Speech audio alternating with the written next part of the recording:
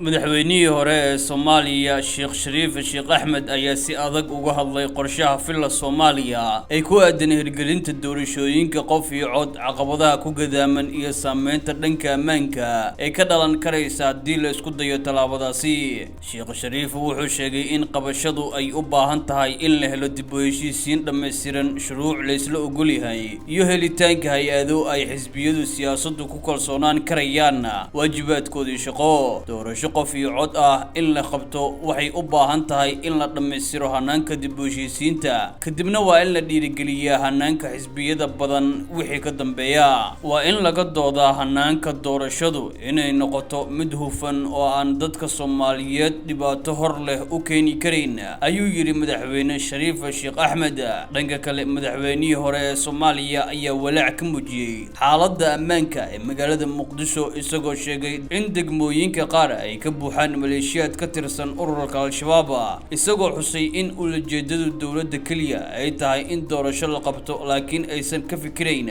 saameynteeda dhanka ammaanka. Muqdisho waxaan ognahay in xubno ka tirsan ururka Al-Shabaab ay ka buuxaan kuna hareeraysan yihiin magaalada iyo damaanad qaadaya mas'uuliyadda amniga dadka codeynaya doorashada haddii ay dhintaan, ayuu yiri Shariif Sheekh Axmed.